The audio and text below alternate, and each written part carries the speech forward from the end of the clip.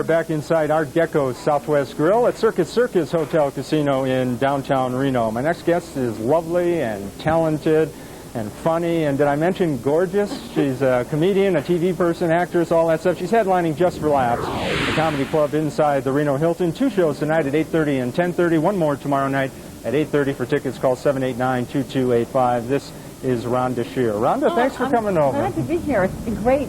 Isn't it a nice atmosphere? We need a margarita and then I'll feel terrific. Well, see, we were thinking of doing this show inside of a studio, but we figured we might as well use their multi-million-dollar set. Absolutely. You know. No, I love that about Reno. This is only my second time working here in the city, and I love it. Let me just say that I always enjoy a guest that is on the show that I've seen naked. So we should bring this up that you did one of the. Well, yeah. Now you're just sort of rubbing it in, showing off, aren't you? One of the Playboy women of comedy. And yes, I 3 different layouts for Playboy. First, I did it as a child with all my clothes on and got more trouble back then in a layout called Women of the South. Mm-hmm. And I was dethroned as I was Miss Louisiana. Not as Miss Louisiana, but another title I was holding. They dethroned me.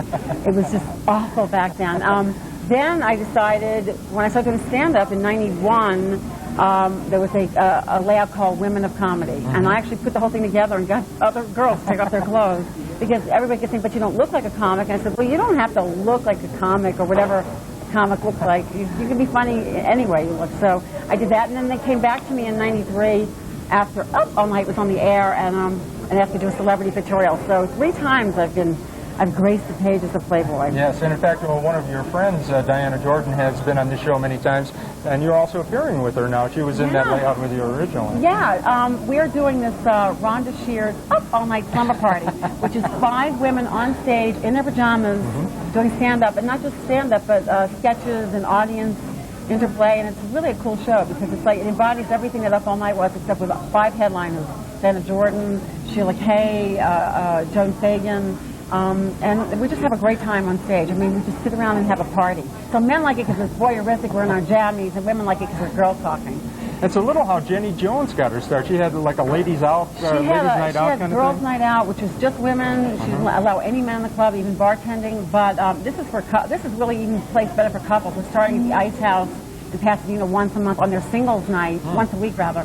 And then we're going to be at the Tempe Improv in the next few weeks. Check when, I can't remember days. Check the schedule. We go to Vegas after this, Bobby and I, who's my significant other, or at least is my other. How significant, I don't know, but we have many shows out there in comedy. We do almost like a battle of the sexes sort of show. That's what you'll see tonight, where I go out first, and Bobby comes out, and we come back together, and then we take questions from the audience, and people love it because we're a real couple. There's no other couples doing what we do. No one's doing it out there because there's no real couples doing comedy. How is in fact, you did it once with Bobby Slayton, didn't you? Yes, I did. But that was like, they really wanted to put us together, but we had never really worked. I love Bobby, but we had never really worked together. So he was like not really thrilled about it. So I forced him into doing the questions at the end, and that worked out. But because Bobby and I, my act leads him into his real material that really happens in our life, and then when we go at it, it's more real. Mm-hmm. So it's truly a battle of sexes. You've been together a long time. How does that affect you on a bad day in the relationship and you got to get out there and perform? I just pout at him on stage. Give really dirty looks. Sure. I've done that. I'm not coming out, then I go out. But what's great about Bobby and I is that we are so opposite in real life. I mean, I'm fun and he's boring. I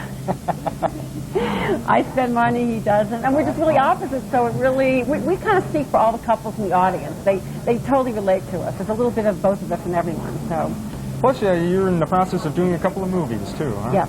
God, you've done your homework. Oh, I read. You read. Well, I just finished one called Earth Minus Zero, which is with Pat Morita and Marcia Strausman. Very PG, kids. It's like Honey, I Shrunk the Kids, and I play this just wacky reporter that will do anything for the story. Very cute. And then I did this other one called Desperation Boulevard, which is Judy Tenuta's project. I mean, she actually produced it and starred in it, and she's got like all of her comedy friends and other people making cameos. So I play her nemesis. I'm her star. We started as child stars together, but then I went on and became a famous star, and she's still out there. It's very fun. It's very cute. So. Judy's a little odd. Is the movie odd too? No, it actually shows her acting ability. I was really surprised. And we had a scene where she's crying. I'm like, oh gosh.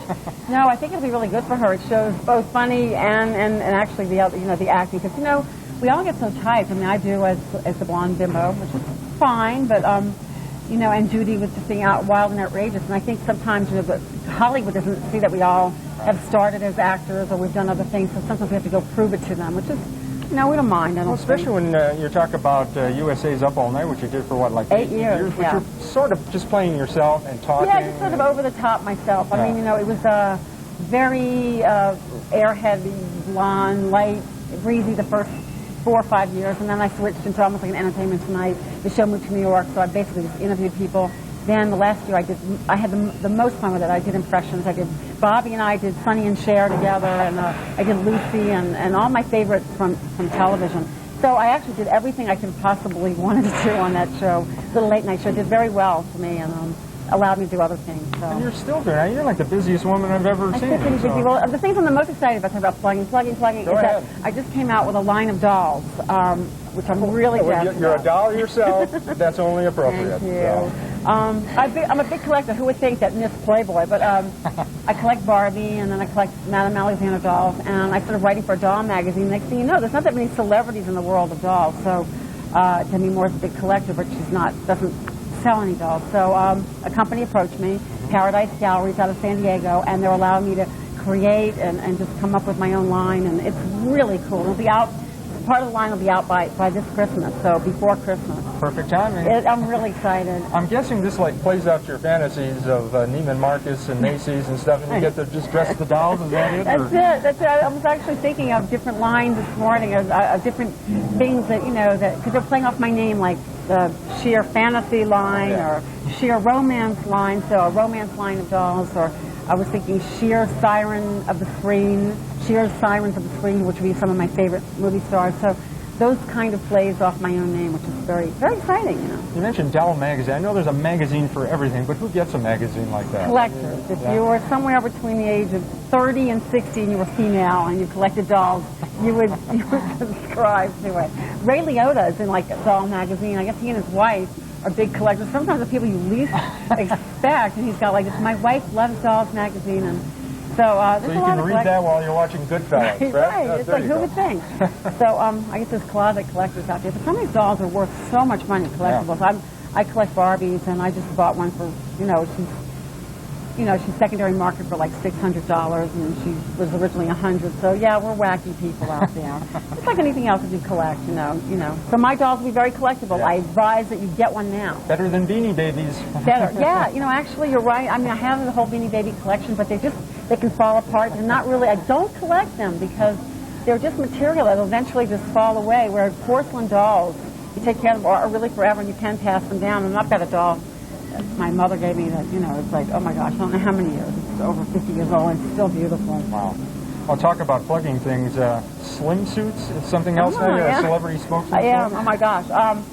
Carol Weir Swimsuit. Carol Weir is a designer of the swimsuit. Designer, creator, inventor. It's actually a patented swimsuit that no one else can do. It's guaranteed to take an inch or more off your body.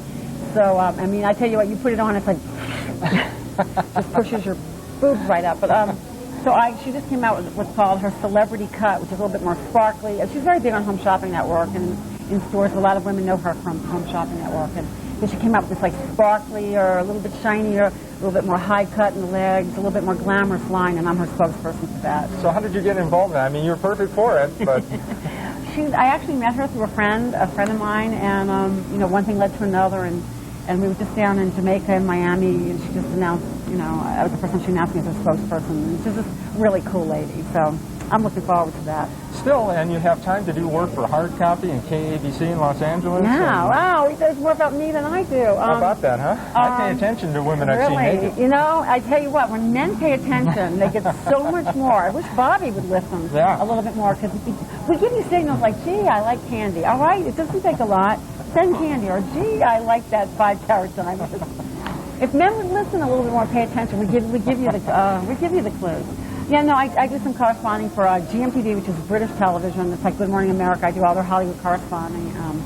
It's like the American Touch and hard copy, and KBC. I've been doing just some funnier, more irreverent sort of interviews. Obviously, I'm not the straight newscaster. My little boing boing boing here.